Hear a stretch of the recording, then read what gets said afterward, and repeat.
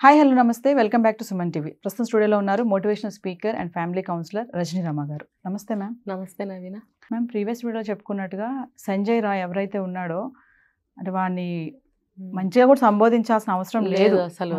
అంతా అంటే వాడు ఏమంటే ఒక నోటీస్ అయితే ఇచ్చేశాడు, ఇన్ఫర్మేషన్ నేను చేశాను నన్ను కూడా తీసుకోండి అనేసి బహిరంగంగా ఒప్పుకున్నాడు.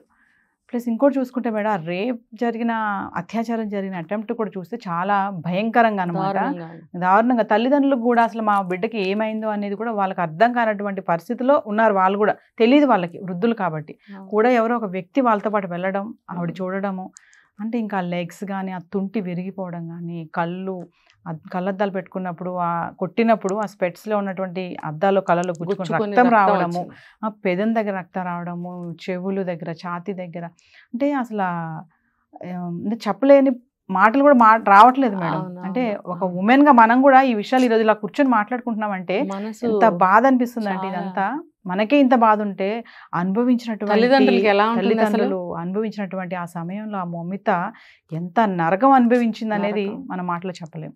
అంటే సంజయ్ రాయ్ వాడు ఎవడైతే ఉన్నాడో వాడికి ఇప్పుడు ఈ రోజుని అనలైజింగ్ టెస్ట్లు అనేవి చేస్తున్నారంట. వాడు ఆల్రెడీ సైకో అని అంటున్నారు, మళ్ళీ ఇచ్చారు ఒక వాలంటీర్ గా చేస్తున్నాడు. ఎలా చూడొచ్చు అంటారు మేడం దీన్ని? వాడు ఒక్కడి మీదే జరగలేదు కాబట్టి వాడు అంటారు కదా కొసమెరుపుగా వాడిని తోలేరు అందులోకి. వాడు ముందు వాళ్ళు కొట్టడము, కళ్ళజోడు పగలటము, ముఖము మూతి పగలటం అనేది జరిగే ఉంటుంది. బాగా కొట్టారట, కళ్ళలోంచి రక్తం వచ్చి ఆ అమ్మాయి కళ్ళు కనిపించక కళ్ళు తిరిగి కింద పడిపోయిందట. ఇష్టం వచ్చినట్టు బాగా అమ్మాయిలు కూడా సగం కొట్టారట. తర్వాత జూనియర్ డాక్టర్స్ జెంట్స్ ఎవరైతే ఉన్నారో వాళ్ళు అటాక్ చేశారు. ముందు అమ్మాయిలు వెళ్ళిపోయారు, తర్వాత వీళ్ళు చేశారు. అదే ఆ ఇదిలోనే మనం అనుకున్నాం వాళ్ళు కూడా రేప్ చేశారా అనేది. అది మనకి సిబిఐ వాళ్ళు ఎంక్వైరీ మీద కానీ మనకు తెలీదు. అయితే ఇప్పుడు తల్లిదండ్రులు పక్కన చూడండి, భగవంతుడు ఎక్కడో ఒక చోట చిన్న సహాయం చేస్తాడు చూడండి. పాపం వాళ్ళు కొంచెం ఏజ్డ్ పీపులే, పక్క వాళ్ళనమ్మ నాకేం తెలీదు అని అంటే ఇలా జరిగిందని అంటే నేను వస్తానని వచ్చిందంట. కొంచెం ఆవిడ ఎవరు పక్కన ఉన్న వాళ్ళు కొంచెం తెలివిగా చూస్తారు కదా, అబ్జర్వ్ చేశారు, అనుమానం పడతారు. అటువంటి సిచ్యువేషన్లో ఏంటి శుభ్రంగా వెళ్ళిన అమ్మాయి ఎందుకు సూసైడ్ చేసుకుంటుందని అనుమానాలు వస్తాయి. వచ్చినప్పుడు ఆవిడకి అనిపించి చెప్పింది. అయితే వీడు ఎంత అనలైజ్ చేసినా సరే వీడిని ఆల్రెడీ అరెస్ట్ చేశారు. వీడు చివరికి ఎంత కొట్టినా తిట్టినా కూడా వీడు చేసింది చిన్న నేరమే, చివరికి అసలు నేరం అంతా వాళ్ళు చేసేసారు. వీడిని ఆల్రెడీ అరెస్ట్ చేశారు. తర్వాత ఇతను సంజయ్ రాయ్ అనేవాడు ఏం చేస్తారు, చంపుతారా, ఉరి తీసుకోండి అని. వాడు ఎందుకు సలహా ఇస్తున్నాడు ఉరి తీసుకోండి అని? అంటే వాడు ఇంత నేరం చేశాడు కాబట్టి ఉరి వేస్తారని వాడికి తెలుసు కాబట్టి సిద్ధపడే ఈ నేరం చేయడానికి ఒప్పుకున్నాడా? అంటే ఒప్పించారా? వీడికి ఎంతో డబ్బు ఇచ్చే ఉంటారు, నీ ఫ్యామిలీకి ఇంత ఇస్తాను లేకపోతే నీకు ఇంత ఇస్తాను, ఈ నేరం ఒప్పుకొని జరుగుతూనే ఉన్నాయి కదా. వాడు ఆ డబ్బుకి ఆశపడి, వాడికి అంతా గాలి అలవాట్లే ఉన్నాయి కదా, ఆ డబ్బు చేతికి వస్తే ఏదో బెయిల్ ఇస్తారు, నేను పెద్ద నేరగాని కాదు ఇందులో ఈ కేసులో నేను చేసింది ఏమీ లేదు, ఊరికి వెళ్ళి రావడం, నాకు బెయిల్ ఇస్తారు. ఆల్రెడీ వాడికి 4 పెళ్ళిళ్ళు కూడా ఎన్నో కేసులు ఉన్నాయి వాడి మీద. అసలు వెళ్తున్నాడు వస్తున్నాడేమో బహుశా. మరి అలాంటివన్నీ వీళ్ళు ఎలా అపాయింట్ చేసుకున్నారనేది వాళ్ళ బుద్ధిలేనితనానికి తార్కాణం. మరి వీడు బెయిల్ మీద వచ్చిన తర్వాత డబ్బు ఉపయోగపడుతుందిలే అనుకుని ఈ నేరం చేయడానికి ఒప్పుకుని ఉంటాడు. సో అంత భరోసాతోటి వాడు ఆ మాట అనగలిగాడు, అంత భరోసా ఉంది కాబట్టి. అంతే కదా, మహా అయితే ఏం చేస్తాడు, అంతేగా 4 రోజులు ఉంటాం వస్తాం అని అంటారు కదా, సినిమాల్లో చాలా చూస్తున్నాం మనం. ఆ స్టైల్లో వీడు ఏం చేస్తారు, చంపేస్తారా, ఉరి తీస్తారా, తీసుకోండి అంటే అంత భరోసాగా ఎందుకని నేను మళ్ళీ బయటకు వస్తాను, నాకు బోల్ డబ్బులు దొరికితే నా లైఫ్ నాకు ఉంటుంది, అంటే వెంటనే శిక్ష పడదు అనే ధీమా అంటారా? అంతే కదా. ఇప్పుడు నవేడేస్ ఇప్పుడు ఈ మధ్యకాలంలో ఎన్ని కేసులు జరిగినాయి, చిన్న పాపలవి కానీ అవి కానీ, మహిళా సంఘాలు అందరూ ఆ క్షణంలోనే పనిష్మెంట్ కోరుకున్నారు. ఏమన్నా జరిగిందా? ఎందుకనంటే through proper channel as per legal act వాళ్ళు నడుస్తారు. ఎంత మొత్తుకున్నా సరే దాన్ని అతిక్రమించి చెయ్యరు. అదంతా ఇన్వెస్టిగేషన్ జరగాలి. ఇప్పుడు ఎన్ని లక్షలు వేల సంఖ్యలో కేసులు జరుగుతున్నప్పుడు 1 by 1 తీస్తారే తప్ప ఇది ఇవాళ జరిగింది దీనికి ఇమ్మీడియట్గా మనం న్యాయం చేయాలి లేకపోతే యాక్షన్ తీసుకోవాలని ముందు ఇవాళ జరిగిన కేసుని తీసుకునే పరిస్థితి అయితే లేదు, ఎమర్జెన్సీ అయితే లేదు. దీనికి ముందు బోల్డన్ని కేసులు ఉన్నాయి కాబట్టి ఒక్కొక్కటి చేసుకుంటూ వస్తారు. మరి డిపార్ట్మెంట్స్ కూడా అంత యాక్టివ్గా అంత త్వరగా మరి ఎలా చేయగలుగుతారు, మెల్లగా చేస్తూ ఉంటారు. కాబట్టి ఆ ప్రొసీజర్లోనే వెళ్తున్నారు తప్పితే త్వరగా అయితే ఏం చేయట్లేదు. అలాగే ఈ సంజయ్ రాయ్ది కూడా అంతే జరుగుతుంది. ఇప్పట్లో నిర్భయ కేసు ఎన్ని సంవత్సరాలు పట్టిందండి? అప్పుడు దేశాన్ని పట్టి కుదిపేసిన కేసు అది. ఫస్ట్ టైం జరిగినప్పుడు అందరూ చాలా దిగ్భ్రాంతికి లోనయ్యారు. అప్పుడే జరిగిన దానికే ఇన్ని సంవత్సరాలు పడితే ఇప్పుడు అలవాటు పడిపోయినప్పుడు ఇంత త్వరగా బయటకు వస్తాయా, తీర్పులు జరుగుతాయా, న్యాయం జరుగుతుందా?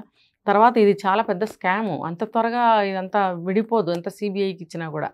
సిబిఐ చాలా డిఫరెంట్ స్టైల్లో ఇన్వెస్టిగేషన్, ఇంట్రాగేషన్స్ చేస్తారు వాళ్ళు.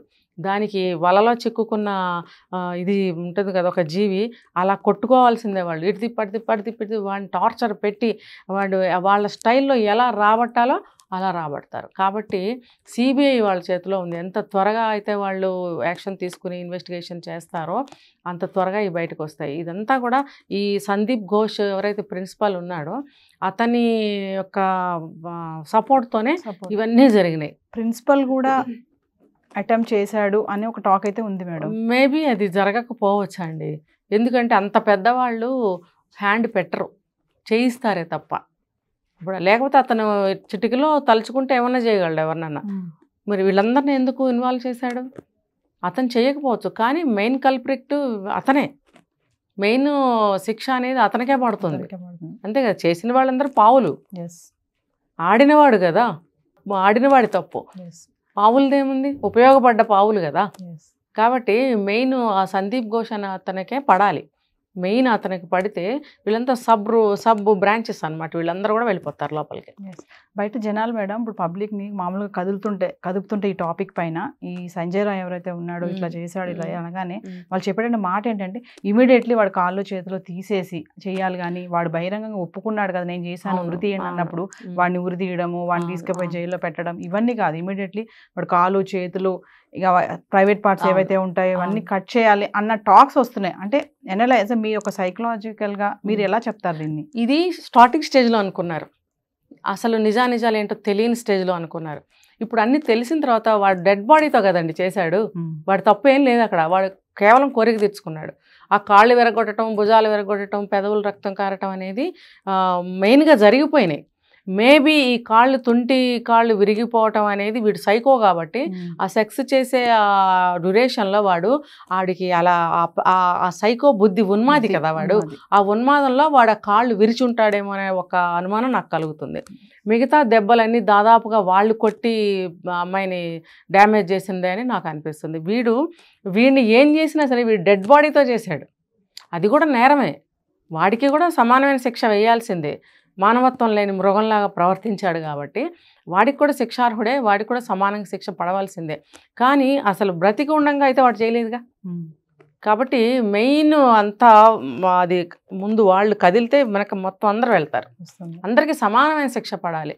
ఈ సందీప్ ఘోష్ అనేవాడు ఎవరైతే ఉన్నాడో ప్రిన్సిపల్, అతనికైతే చాలా కఠినమైన శిక్ష వేస్తారని నేను అనుకుంటున్నా. ఒక విషయం మేడం, మామూలుగా మనము చాలా వీడియోలతో మాట్లాడుకున్నాం కదా, బ్రతికున్నప్పుడే సెక్యూరిటీ లేదు దేవుడా అనుకుంటే ఇది ఉదాహరణ. అసలు మరి చనిపోయాక కూడా అంటే ఆడపిల్లకి రక్షణ ఎక్కడ ఉంది, అసలు ఎలా వస్తుంది? ఇప్పుడు మన హిందూ ధర్మంలో చనిపోతే కూడా ఏ మతమైనా తీసుకోండి, మన భారతదేశంలో ఏ దేశంలోనైనా తీసుకోండి, వాళ్ళ ఆచారాల ప్రకారం చనిపోయిన తర్వాత కూడా ఎన్ని సంస్కారాలు చేస్తారండి. అంటే దానికి ఎంత విలువ ఉంది చెప్పండి. ఇప్పుడు ఈజిప్ట్లో తీసుకుంటే పిరమిడ్స్లో ఇంకా ఉంచారు వాళ్ళని ఎన్ని వేల సంవత్సరాల నుంచి. ఎందుకు? ఆ రిలేషన్ కానీ, ఆ గౌరవం కానీ, మన మనిషి లేకపోతే ఎలా అనే ఒక భావనతో కానీ వాళ్ళు పిరమిడ్స్ని చేసుకున్నారు, మమ్మీస్ని చేసుకున్నారు.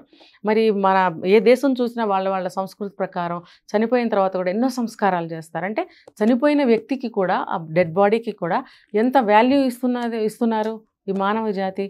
తర్వాత మన హిందూ దేశంలో ఇంకెంత ఉంది చెప్పండి. భగవద్గీత పాడతారు, చదివిస్తారు, లేకపోతే ప్లే చేస్తారు, ఆయనకి ఎన్నో సంస్కారాలు చేస్తారు, స్త్రీకైనా పురుషుడికైనా. ఇంత వాల్యూ ఉన్న మన భారతదేశంలో చనిపోయిన డెడ్ బాడీని ఏ మాత్రం విలువ లేకుండా ఇలా చేస్తున్నారు. ఇంకా చూడండి ఘోరము, మార్చరీలో పోస్ట్ మార్టం కానీ తీసుకొచ్చిన బాడీస్ని వాళ్ళకి రిలేటివ్స్కి హ్యాండ్ ఓవర్ చేయాలి కదా, చేయకుండా వాళ్ళు పాపం పోస్ట్ మార్టంలో ఎన్ని ముక్కలు చేసి గుడ్డలో మూట కట్టించినా సరే మన మనిషి అని చెప్పి తీసుకెళ్ళి ఎన్ని సంస్కారాలు చేసి వాళ్ళని పంపిస్తారు పైకి. అలాంటిది ఈ అమ్మాయిని అసలు చాలా ఘోరంగా ఇది చేశారని చెప్తున్నారు పోస్ట్ మార్టంలో కూడా. అయితే దానికన్నా ముందు ఇంకొక పాయింట్ ఏంటంటే, పోస్ట్ మార్టంలో ముక్కలు చేసేసిన బాడీని కూడా వాళ్ళ బంధువులకి ఇవ్వకుండా, బంధువులు అంటే ఇంకా తల్లిదండ్రులు అనుకోండి, ఇవ్వకుండా స్టూడెంట్స్కి, మెడికోస్కి, వీళ్ళకి డిసెక్షన్స్ కానీ ప్రాక్టికల్స్ కానీ దానికి ఇస్తున్నారు. వాళ్ళకి అనాటమీ సబ్జెక్ట్స్ ఉంటాయి, దానికోసం అని చెప్పి ఇస్తున్నారంట. ఎంత ఘోరం కదా. యాక్చువల్గా అయితే అనాథ శవాల్ని వాటిని తీసుకొచ్చి ఇస్తారు. వాళ్ళని అడిగే వాళ్ళు ఎవరు ఉండరు, కనీసం వాళ్ళ జన్మ దీనికైనా ఉపయోగపడుతుంది అన్న భావంతో అలా ఏర్పాటు చేశారు ఎప్పటి నుంచో. కానీ వీళ్ళు అలా చేయకుండా ఇలా చేస్తున్నారు. చూడండి ఎంత ఘోరము. అదంటే చనిపోయిన వ్యక్తికి విలువ ఎందుకు ఇవ్వటం లేదు మన భారతదేశంలో. ఇంకోటి బెంగాలీస్ చాలా పూజలు చేస్తారండి, చాలా పూజలు చేస్తారు, చాలా డీప్గా చేస్తారు, చాలా అంటే చాలా నమ్మకంతో చేస్తారు, చాలా బాగా చేస్తారు. మరి అంత పూజలు భక్తిభావం ఉన్న ఆ స్టేట్లో మరి చనిపోయిన డెడ్ బాడీని అంత హీనాతిహీనంగా దుర్భరంగా ఎందుకు ట్రీట్ చేశారు, అంత విలువ లేకుండా. అది ఒక ఆడపిల్ల, ఒక స్త్రీమూర్తిని అలా చేయొచ్చా? ఇది చాలా వాళ్ళ ఏమంటారు దుర్మార్గత్వానికి ఇది ఒక నిదర్శనం. చూద్దాం మేడం, ఇంక ఇది రోజుకి ఒక్కొక్క న్యూస్ వస్తుంది బయటకి, పైన ఇంకా ఇంకెన్ని నిజాలు బయటకు వస్తాయో వేచి చూడాల్సిన పరిస్థితి. Thank you.